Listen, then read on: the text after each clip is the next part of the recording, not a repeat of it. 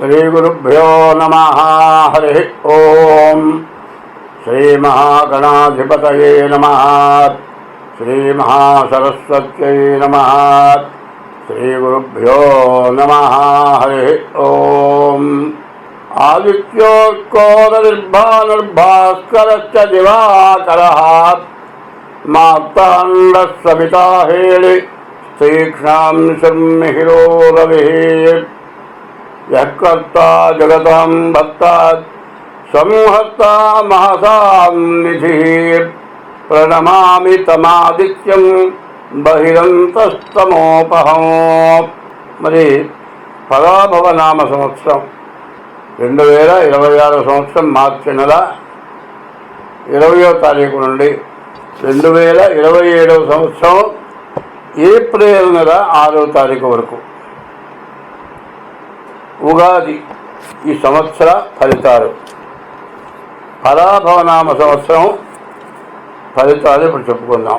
2026 మార్చి 20 నుండి 2027 ఏప్రిల్ 6 వరకు పరాభవనామ సంవత్సరం. ఈ పరాభవనామ సంవత్సరం ఫలితాలు, ఈ సంవత్సరం మొత్తం ఫలితాలు చెప్పుకుందాం. ఈ సంవత్సరం మొత్తం ఫలితాలు ఎట్లా ఉన్నాయి అనేది చూద్దాం. ఈ రాశికి వచ్చేప్పటికల్లా బుధుడు, రవి, శని మరి బాగున్నాడు. మరి గురువు కూడా బాగున్నాడు, శుక్రుడు బాగున్నాడు. రవి, శని, శుక్రుడు, బుధుడు, గురువు ఈ గ్రహాలు బాగున్నాయి. వ్యాపారస్తులు వ్యాపారం బాగుంటుంది. శని వల్ల ఆల్రౌండర్ అన్ని విధాలా బాగుంది. రవి బాగున్నాడు. ఎందుకంటే అర్థ సాముద్రికలో రవి రేఖ లేని జాతకం నిష్ప్రయోజనం, ఎందుకు పనికిరాలండి. రవి బాగున్నాడు.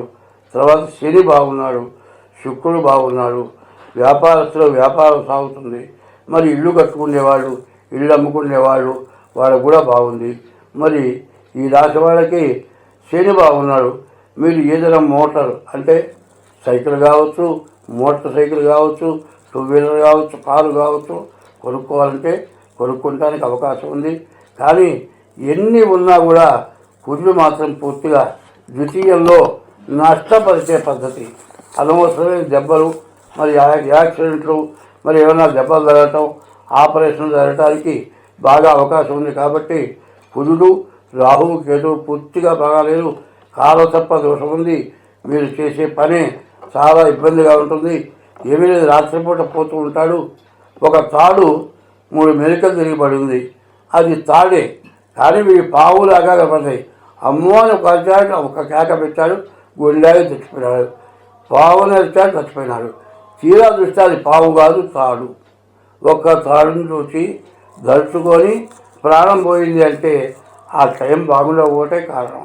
కాబట్టి ఇట్లాంటి ఇబ్బందులు, సమస్యలు మనిషి చాలా ఇబ్బందులు పడటానికి మరి భయభ్రాంతులు మనిషికి చాలా విపరీతమైన భయం. రేపు ఎట్లా జరుగుతుంది, మనం ఎట్లా బతుకుతాం, ఎంత బాగున్నా సరే ఇటువంటి ఆలోచనలు మనిషికి మతి స్థిమితం లేకపోవటం, ఇంట్లో ఏదైనా కూడా గొడవలు, కుటుంబంలో సమస్యలు రావటం, తల్లిదండ్రుల దగ్గర, భార్య దగ్గర ఇట్లాంటి సమస్యలు ఇవన్నీ కూడా చాలా ఇబ్బందికరంగా ఉంటాయి. దీనివల్ల చాలా ఇబ్బందులు రావడానికి అవకాశం ఉంది. వ్యాపారం బాగుంది, శని వల్ల బాగుంది, శుక్రుడు వల్ల వివాహం కావటానికి బాగుంది. ఎన్ని బాగున్నా కుజుడేమో ద్వితీయంలో ఉన్నాడు. మరి ఈ కుజుడు ద్వితీయంలో ఉంటాం, కాలసర్ప దోషం, రాహుకేతుల మధ్యలో గ్రహాలు పట్టడం చాలా నష్టదాయకంగా పడుతుంది. వచ్చింది ఎంత వచ్చినా వచ్చిన దాంట్లో మిగిలింది ముఖ్యమైనది. వచ్చిన దానికంటే ఇంట్లో ఉన్నది కూడా ఖర్చు అయిపోతే ఏమవుతుంది, మన బాధ చెప్పడానికి వీలేదు. అట్లాంటి పరిస్థితులు ఉండడం చేత ఈ రాశి వాళ్ళు ఏం చేయాలంటే ముందుగా చాలా జాగ్రత్త పడాలి. మీరు తగిన శాంతి చేసుకోవడం చాలా మంచిది. స్వస్తి.